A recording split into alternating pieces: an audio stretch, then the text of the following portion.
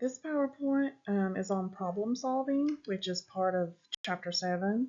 So let's look at that now. A quote I like that goes along with this lesson is, "Every problem has a solution. It may sometimes just need another perspective." In other words, there's always a solution, but sometimes we may have to step outside the box and look at things in a different way. So first, let's define problem. Fairly easy to define, but we'll look at this particular definition. A problem is a roadblock in a situation. It's something that sets up a conflict and forces you to find a resolution. So that leads us to the question of, how do we solve it? How do we find a resolution? A problem-solving strategy is a method of approaching a problem to find a solution. The goal is to overcome obstacles and resolve the issue in the most effective way possible. Problem solving discovers an original and efficient way to resolve an obstacle. It often requires going beyond existing knowledge, as I mentioned, thinking outside the box, or finding information to find new solutions. So let's look at a few problem-solving strategies that we often use. Trial and error, which is a way of achieving an aim or solving a problem by trying a number of different methods and then learning from the mistakes that we make along the way. For example, trying to put a piece of furniture together without looking at the instructions. We're probably going to try certain things and make errors and fail, and then we learn along the way. Learning to ride a bike. You're going to try it several times and make errors before you eventually learn how to do it. Or listening to several different types of music before picking the one you like best. An algorithm is another way that we solve problems. This is a problem-solving formula that provides you with step-by-step instructions used to achieve a desired outcome. An example would be using the instructions to put together a piece of furniture or following recipe directions. So as opposed to trial and error, now you're following a formula. You're using directions to do a certain thing.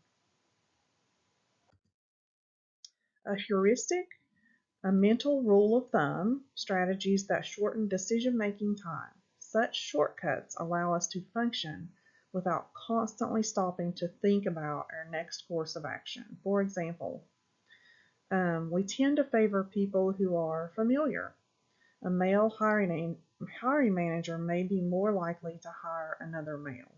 That's the availability heuristic. It is worth noting that algorithms are step-by-step instructions that lead to predictable, reliable outcomes, whereas heuristics are mental shortcuts that are basically best guesses. Algorithms always lead to accurate outcomes, as following a recipe or following instructions, whereas heuristics do not.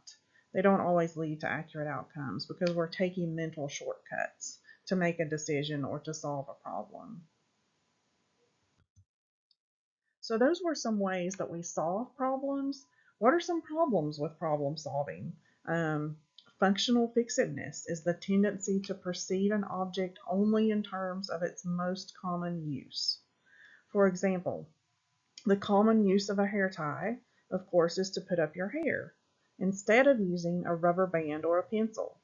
We could also put up our hair with a rubber band. Some people put their hair up with a pencil by twisting it around there, but we don't generally think of rubber bands and pencils as hair ties. But the functional fixedness is why we don't. We don't usually think of rubber bands or pencils as hair ties because we're stuck on that being only the job of a hair tie. Anchoring bias is a cognitive bias that describes the common human tendency to rely too heavily on the first piece of information offered, or the anchor, when making decisions. During decision making, anchoring occurs when individuals use an initial piece of information to make subsequent judgments. So instead of listening to the whole argument, we tend to anchor, we tend to listen to the very first thing, and then we make our decision based on that. So let's look at the anchoring bias, a diagram of the anchoring bias. The anchoring effect. If you see initially a mug that costs $300, which would be a lot for a mug, and then you see a mug that was 1,000 but now costs 300, you think, oh, that's like free money. I'm saving $700. So we're anchored on the fact that the initial mug cost $300.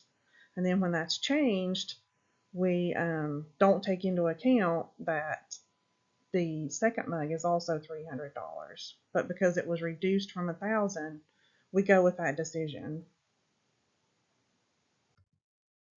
Confirmation bias is the tendency to focus on information that confirms your existing belief. For example, if I think my new roommate will be rude, if I go into the situation thinking she or he will be rude, then I'm more likely to notice his or her behaviors that are rude. In other words, I'm especially looking for evidence to confirm what I believe. Hindsight bias is the tendency to perceive past events as more predictable than they actually were. Due to this, people think their judgment is better than it is. For example, I just knew Jimmy and Jen would break up. I knew it all along.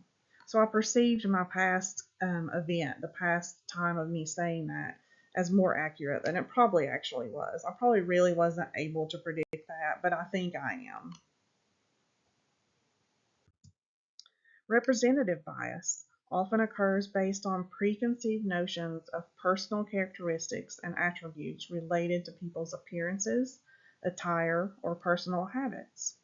For example, I may assume that someone wearing a suit and carrying a briefcase is a businessman, although that may not be true. It may be somebody doing something else, may not be a businessman. To me, that's often very similar to a stereotype of looking at someone and assuming things about them based on the way they look, perhaps. An availability heuristic describes our tendency to use information that comes to mind quickly and easily when making decisions. Instead of thoroughly thinking through everything, it's information that comes quickly. We use that to make a decision instead of thinking thoroughly. So let's look at the availability heuristic, a diagram of this. As you can see, the blue is all the information you have available, but the red or pink is what comes the most quickly: recent, frequent, extreme, vivid, negative. All those things that pop up instantly is what you use to make the decision, even though there's tons of other information you could use to make a decision. So those are a few things about problem solving, what problems are, the way we solve problems, and some of the shortcuts we make to solve problems that lead to not always making the best decision. Let me know if you have questions, as always, and thank you for listening.